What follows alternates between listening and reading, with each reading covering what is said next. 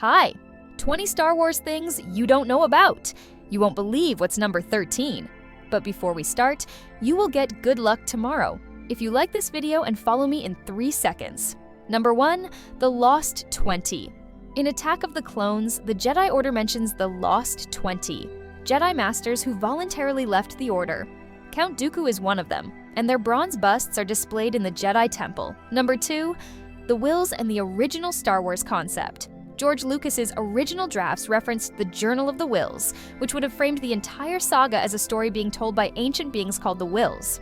Number 3, R2-D2 and C-3PO's cameo in Indiana Jones. In Raiders of the Lost Ark, hieroglyphics of R2-D2 and C-3PO can be seen in the Well of Souls as an Easter egg for observant fans. Number 4, Boba Fett's original voice actor.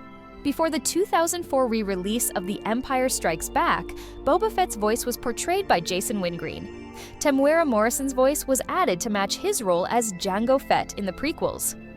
Number 5, Yoda's species remains unnamed.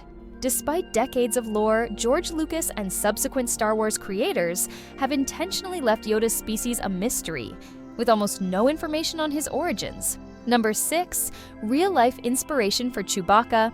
Chewbacca was inspired by George Lucas's Alaskan Malamute, named Indiana, who would sit in the passenger seat of his car like a co-pilot. Number 7, Jabba the Hutt's original look.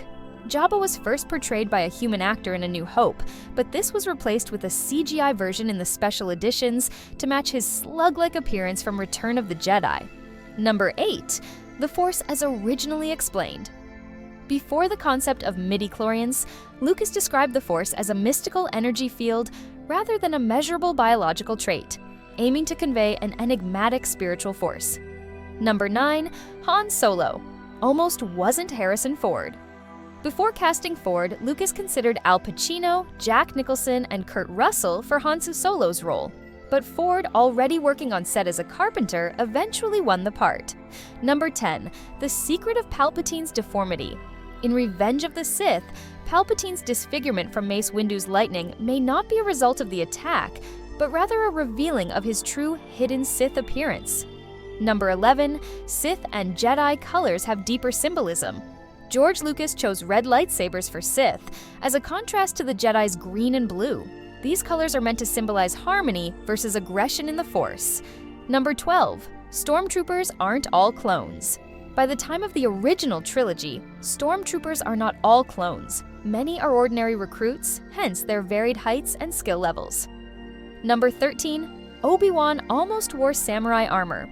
Early concept art of Obi-Wan shows him in armor reminiscent of a samurai, reflecting Lucas's inspiration from Japanese culture and samurai films. Number 14, Darth Vader's suit was designed to be uncomfortable. Vader's suit was intentionally built to hinder him, making him reliant on the dark side and less able to channel his full potential in the Force. Number 15, the origins of the Mandalorian language.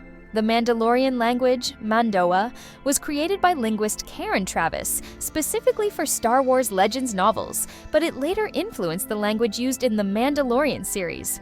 Number 16, the mysterious 1138.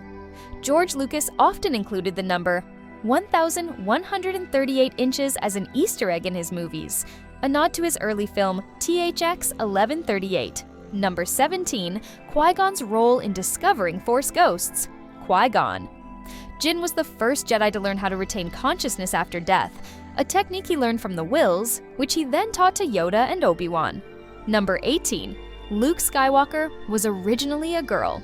In the early drafts of A New Hope, Lucas toyed with the idea of making Luke a female character before finalizing the iconic hero we know today. Number 19, the Jedi Bendu and the Starkiller family. Luke was initially called Luke Starkiller, and the Jedi were referred to as the Jedi Bendu in early scripts. These ideas were reworked but remain in some early concept art. Number 20, the Mortis arc and its mystical origins. The Mortis arc in the Clone Wars introduced the father, son, and daughter, mysterious embodiments of the Force. This arc drew heavily on mythological themes, symbolizing the eternal balance and conflict between light and dark.